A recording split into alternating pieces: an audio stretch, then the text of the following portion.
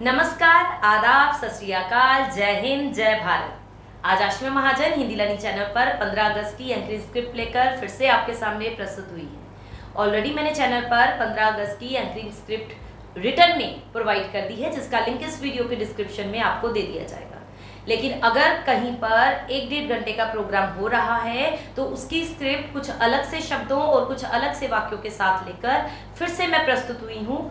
और ये वीडियो सिर्फ 15 अगस्त पर ही नहीं, 26 जनवरी जहाँ कोई भी राष्ट्रीय पर्व हो, जहाँ सैनिकों को कभी सम्मान देना हो, तब भी ये वीडियो आपके लिए हेल्पफुल रहने वाला है। तो वीडियो पसंद आए लाइक ज़रूर कीजिएगा, ज़्यादा से ज़्यादा शेयर ज़रूर कीजिएगा, क्योंकि मंच संचालन किस प्रकार से करना है इस वीडियो में आपको अच्छे से बता रही हूँ। चलिए शुरुआत करते हैं कुछ इस प्रकार से।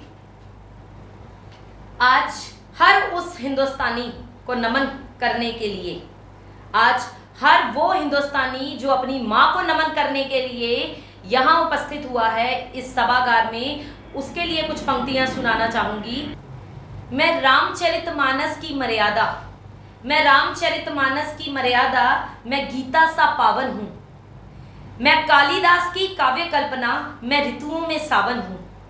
मैं तुलसी की चौपाई, मैं तुलसी की चौपाई, मैं वाणी संत कबीरा की, सूरदास की भक्ति परंपरा, मैं प्रेम वंदना मीरा की। मैं एकता की पावन प्रतिमा, मैं एकता की पावन प्रतिमा, मैं गंगा में बहने वाला पानी हूँ। मत पूछो मेरा परिचय, मत पूछो मेरा परिचय, बस कह दो मैं हिंदुस्तानी हूँ, मैं हिंदुस्तानी हूँ। तो हर उस हिंदुस्तानी का परिचय आप इस प्रकार से दे सकते हैं। इसके बाद आप उन वीर सपूतों के लिए कुछ कह सकते हैं। धरा की लाज वीरों के पराक्रम पर टिकी होगी, धरा की लाज वीरों के पराक्रम पर टिकी होगी। हर एक कण पर समर्पण की इबारत भी लिखी होगी। नजर भरकर जरा देखो पता चल जाएगा तुमको, नजर भरकर जरा देखो पता चल जाएगा तुमको। तिरंगे पर सपूतों की विजय गाथा लिखी होगी, विजय गाथा लिखी होगी। परम सम्मानीय अतिथिगण, प्रधानाचार्य जी, शिक्षकगण और मंच पर उपस्थित मेरे साथियों, आज जश्न आजादी का मंच संचालन करने का सौभाग्य प्राप्त हुआ है।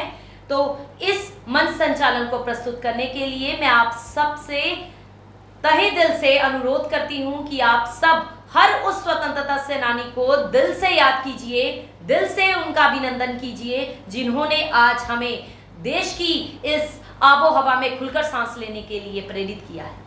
तो अगर दो लोग मंच संचालन कर रहे हैं तो एक दूसरे से पूछ सकता है कि क्या भारत और उसकी स्वाधीनता के बारे में कुछ बताना जरूरी समझते हो? तो दूसरा बोल सकता है सबसे पहले तो भारत का परिचय किस प्रकार दीजिएगा। भारत कौन है? भारत वो शब्द है जिसे वेदों की ऋचाओं ने जन्मा है। भारत का परिचय इतना है कि उसकी मां का नाम गंगा है। भारत वो है जो ऋषियों के आश्रम में पला है।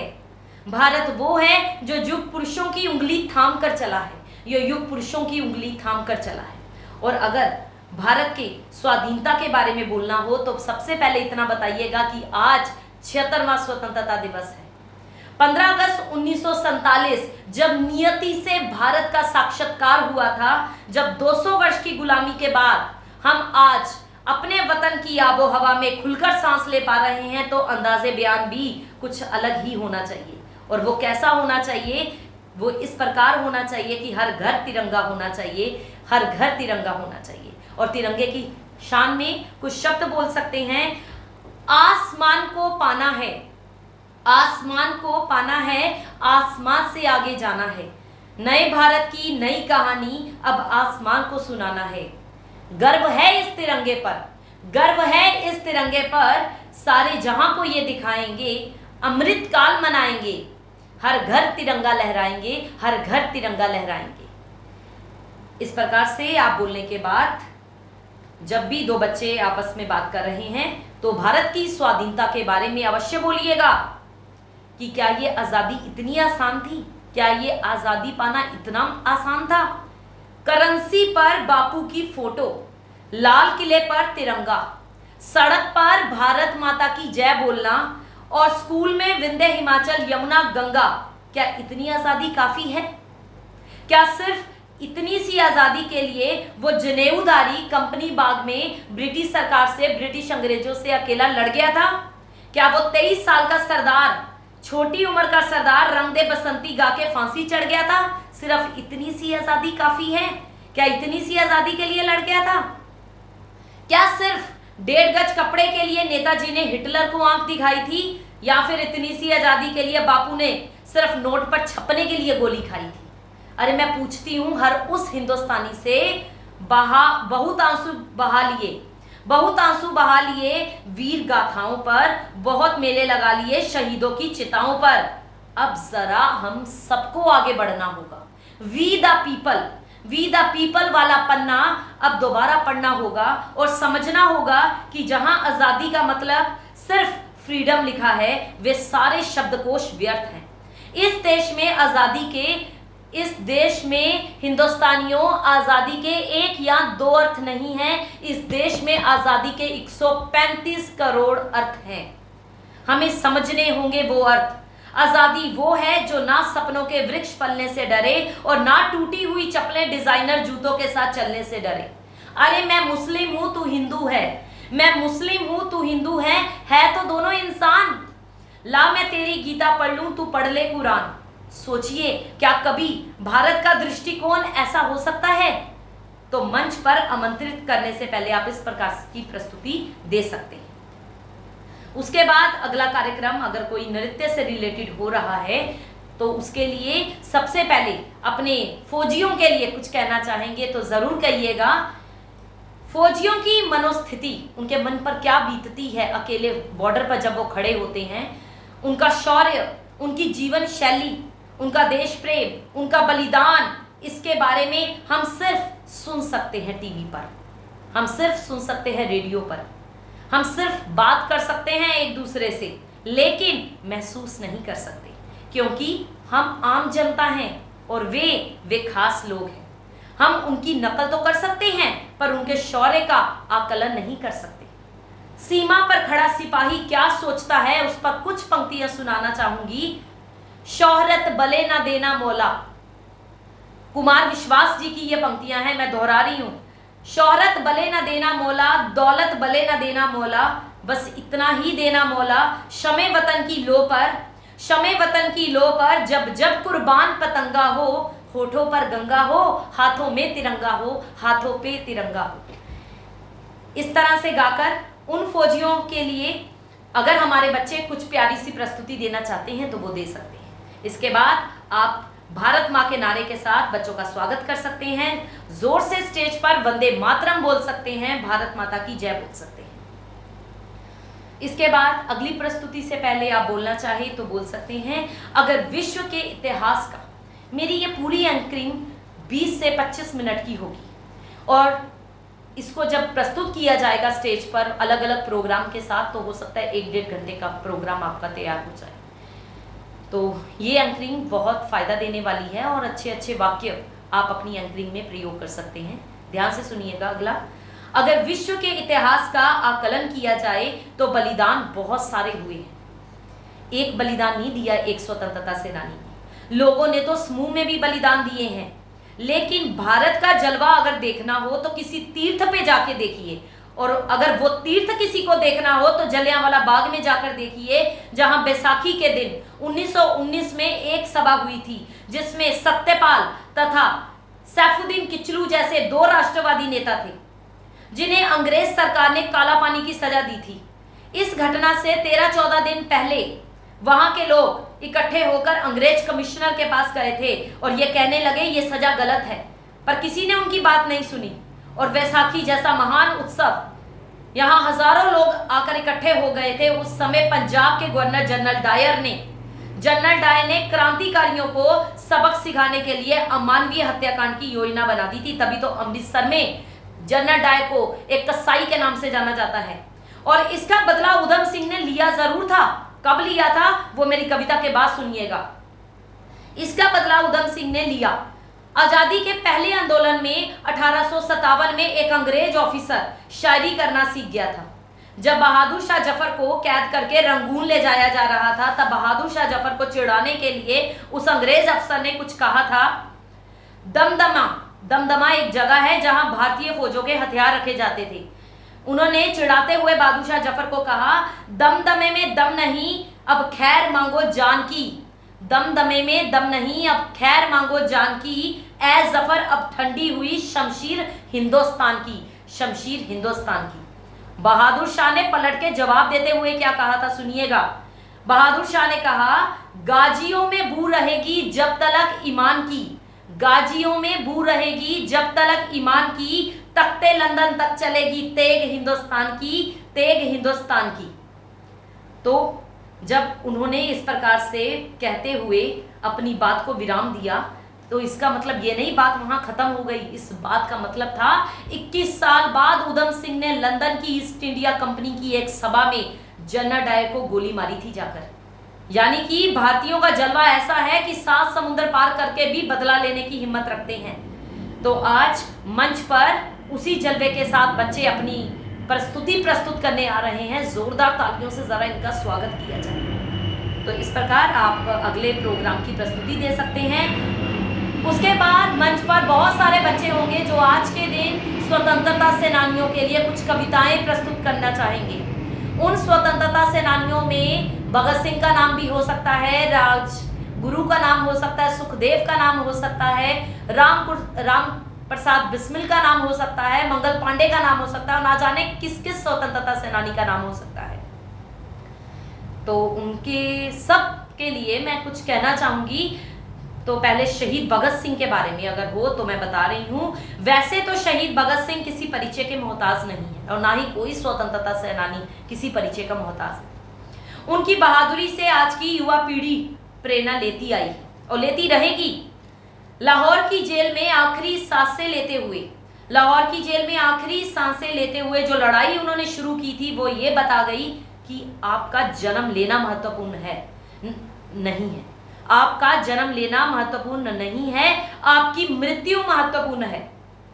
सरदार किशन सिंह और माता विद्यावती के घर पंजाब के छोटे से गांव खटकर कला में 1907 में एक बेटा पैदा हुआ था, नाम था भगत सिंह।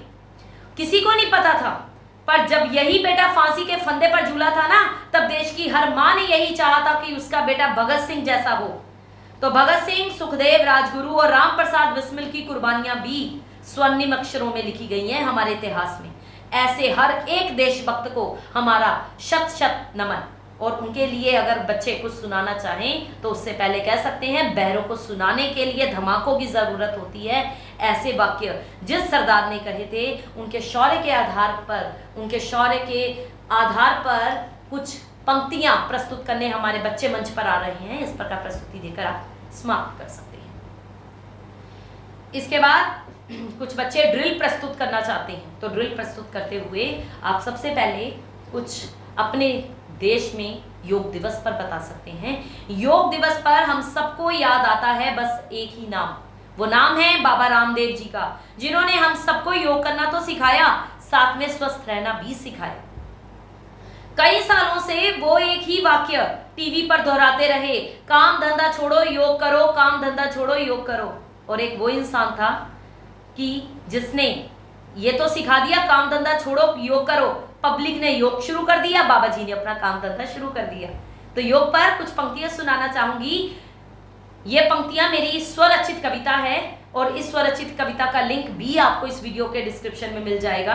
पहला सुख निरोगी काया, पहला सुख निरोगी काया, पर इंसान को फिर भी समझ ना आया। कुछ ने योग से फायदा उठाया, कुछ के घर सूरज 9 बजे आया। योग को समझना है तो मान लो इतनी बात, अगर बीमारी लग गई तो क्या दिन क्या रात। बस 10 मिनट निकालो, 10 मिनट निकालो, रोज करो प्राणायाम, परंतु भूलकर रोजमर्रा के काम। जान लो जीवन है सबसे बड़ा उपहार, गुजारिश है सोकर करो ना जीवन बेकार। आयुर्वेद के नियमों को दिनचर्या में तुम लाओ, दाएं बाएं ऊपर नीचे शरीर को रोज घुमाओ। अनुलोम विलोम हर रोग से, अनुलोम विलोम हर रोग से मुक्ति दिलाएगा, सर्वांगासन आंखों की रोशनी बढ़ाएगा। उद्गीत प्राणायाम हर प्राणी की टेंशन मिटाता है, उद्गीत प्राणायाम हर प्राणी की टेंशन मिटाता है। दिन के 24 घंटों में से जो 30 मिनट आसन लगाता है। सांसें सबको प्यारी हैं, सांसें सबको प्यारी हैं, जो प्रभु ने है दिलाई। जिंदगी मिलती है एक बार, क्यों नहीं समझता भाई, क्यों नहीं समझता भाई। हेल्थ एक बार हो गई बेकाबू, हेल्थ एक बार हो गई बेकाबू, फिर ना हाथ आएगी। क्या सोचता है प्राणी, दौलत यहीं रह जाएगी, दौलत यहीं रह जाएगी। आजकल योग के साथ योग नृत्य भी बड़ा प्रचलन में आ गया है। तो योग के बिना नृत्य वैसा ही है जैसे फलोरी बिना चट्टी। जो लोग योग के महत्व को समझते हैं वे जानते हैं योगासन कुशल नृत्य का आधार है, पर आम लोगों के लिए ये बड़ी चौंकाने वाली बात है।